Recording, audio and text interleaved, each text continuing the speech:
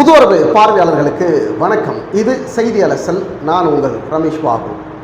எப்படி இருந்தாலும் எடப்பாடி பழனிசாமிக்கு கூட்டணின்னு வருகிற போது அவருக்கு அது சிக்கல் தான். அமித்ஷா போட்ட கடிவாளம், அமித்ஷா பிடியில் சிக்கி தவிக்கும் எடப்பாடி பழனிசாமி.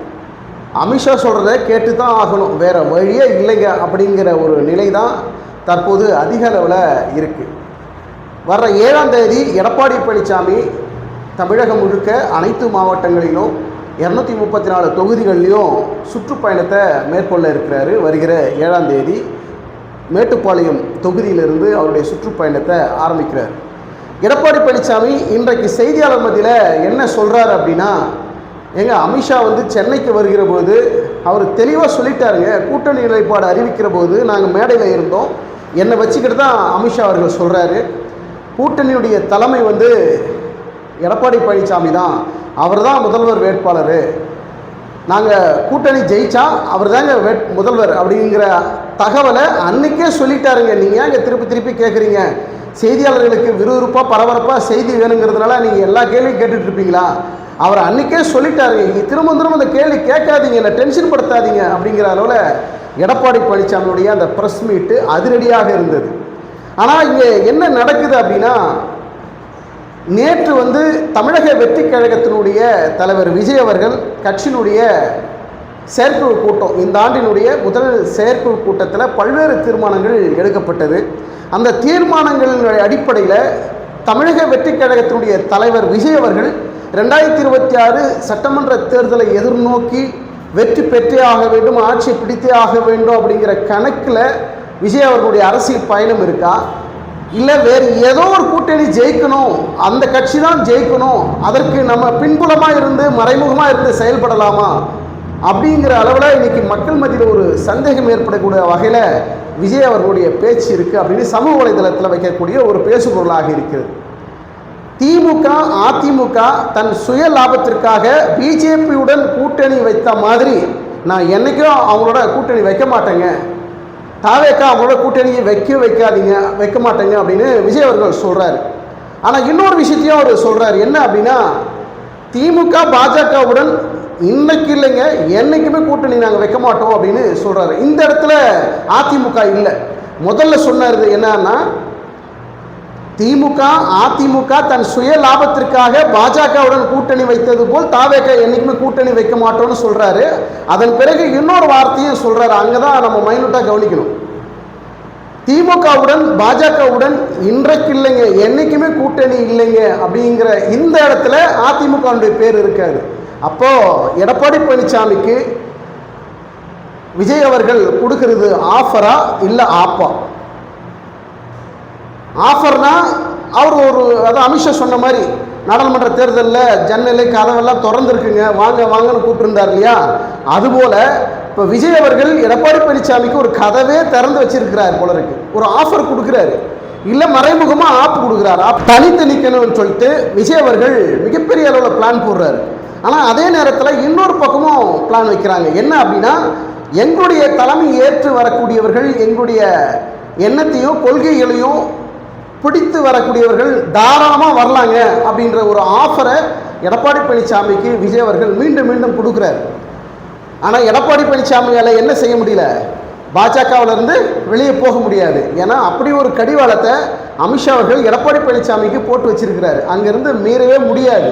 ஆனால் எடப்பாடி பழனிசாமி இன்னைக்கு ப்ரெஸ் மீட்டில் கூட என்ன சொல்கிறாரு அப்படின்னா, ஒரு சிரித்த முகத்தோடு, நாங்கள் பாஜக கூட்டணியோடு இருக்கிறேங்க, எங்களை பிரிவுபடுத்தியே பார்க்குறீங்க, எங்கள் கூட்டணி நல்ல கூட்டணிங்க, வெற்றி பெற கூட்டணிங்க அப்படிங்கிற அளவில் ஒரு நம்பிக்கையோடு எடப்பாடி பழனிசாமி பேசுகிறார். ஏன்னா கூட்டணின்னு போகிற போது, கூட்டணி இருக்கிற போது நெகட்டிவாக பேச முடியாது, பாசிட்டிவாக தான் பேசி ஆகணும், வேறு வழியே கிடையாதுங்கிற சூழலில் எடப்பாடி பழனிசாமி சுற்றுப்பயணம் போகிறாரு. சுற்றுப்பயணத்தில் இங்கே ஓபிஎஸும் டிடிவும் இல்லாத இபிஎஸ் சுற்றுப்பயணம் தொண்டர்கள் மத்தியில் வரவேற்பு இருக்குமா அல்லது எதிர்ப்பு இருக்குமா அப்படிங்கிறதும் நம்ம பார்க்க வேண்டியிருக்கு.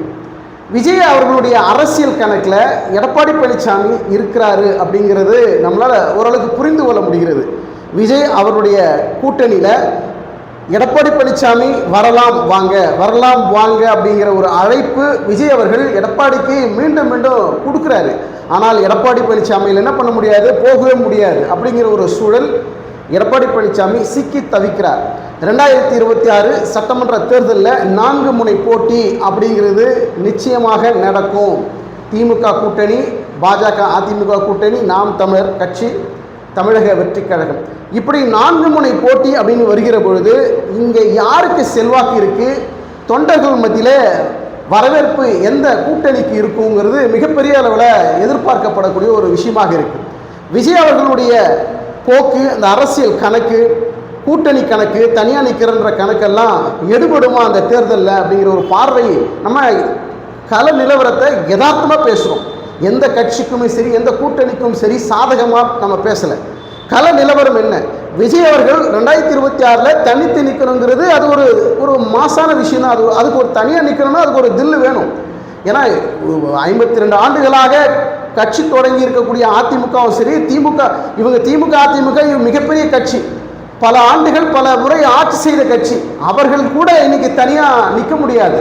தனியாக நின்னாக்க வெல்வதற்கு வாய்ப்புகள் இல்லை, கூட்டணி வைத்தால் தான் முடியும். அப்படிங்கிற இந்த சூழலில் விஜய் அவர்கள் தனித்து நிற்கணும்னு சொல்கிறதே ஒரு கட்ஸ் வேணும், ஒரு திறமை வேணும், ஒரு தில்லு வேணும். அதில் மாற்று கருத்துக்கு இடமில்லை. ஆனால் தனியாக நின்னா, தனித்து நின்னா, கூட்டணி இல்லாமல் நின்னா அங்கே வெற்றி பெற முடியுமாங்கிறதான் மிகப்பெரிய கேள்வி. அப்போது அப்படி இருக்கிற போது விஜய் அவர்கள் நாங்கள் தனியாக நிற்கிறோங்க அப்படிங்கிறத சொல்கிறத நம்மளால் நிச்சயமாக ஏற்றுக்கொள்ளவே முடியல. தனியாக நிற்கட்டுங்க, அது அவருடைய விருப்பம், அவங்களுடைய கட்சி, அவங்களுடைய கொள்கை கோட்பாடு, அது அவங்க செய்யட்டும். ஆனால் வெற்றி பெற்று ஆட்சி பிடிக்கணும், விஜய் தான் முதல்வர் வேட்பாளர்னு முன்னிறுத்தக்கூடிய தாவேகா தனியாக நிற்கின்ற பொழுது இது சாத்தியமா அப்படிங்கிறது மிகப்பெரிய கேள்வி. விஜய் நிற்கக்கூடிய தொகுதிகளில் விஜய் வெற்றி பெற வாய்ப்பு இருக்குது. தாவேகா கட்சியில் இருக்கக்கூடிய சில வேட்பாளர்கள் சட்டமன்ற உறுப்பினர்களாக தேர்வு செய்யப்பட்டு சட்டமன்றத்துக்கு போவதற்கு வாய்ப்புகள் இருக்குது. ஆனால் ஆட்சி பிடிக்கிற அளவில் தாவேகா வெல்ல முடியுமாங்கிறது மிகப்பெரிய கேள்வி. இதை நிதர்சனமாக தொண்டர்களும் சரி, பொதுமக்களும் இதை புரிந்து கொள்ள வேண்டும். குறிப்பாக அந்த கட்சி தாவேகாவும் இதை புரிந்து கொள்ள வேண்டும்.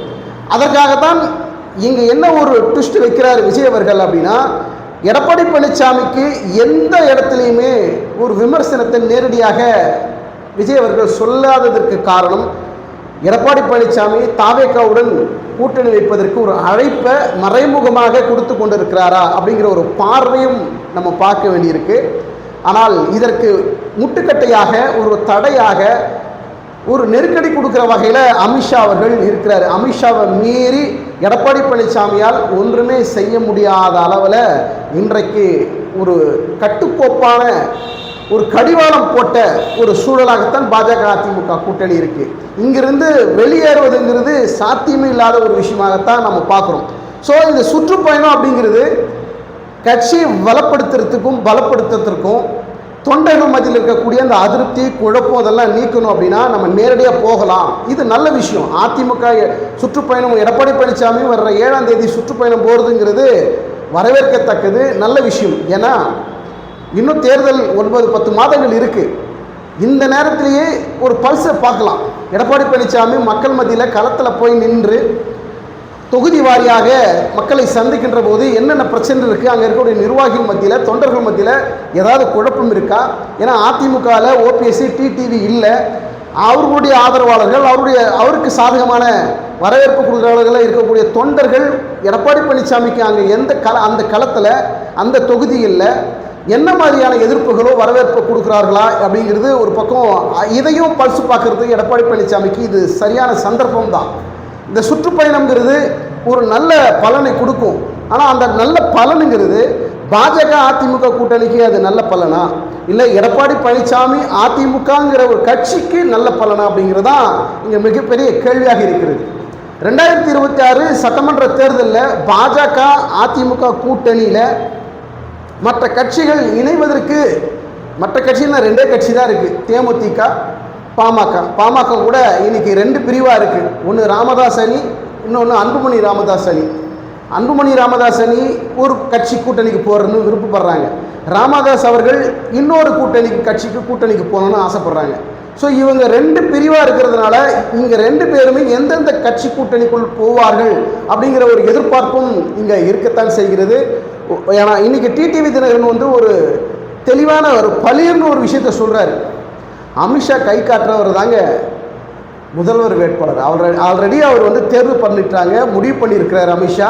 அவர் யாரை கை காட்டுறாரோ அவர் தான் முதல்வர் வேட்பாளர் அப்படிங்கிற ஒரு குண்டை தூக்கி டிடிவி தினகரன் போடுறார்.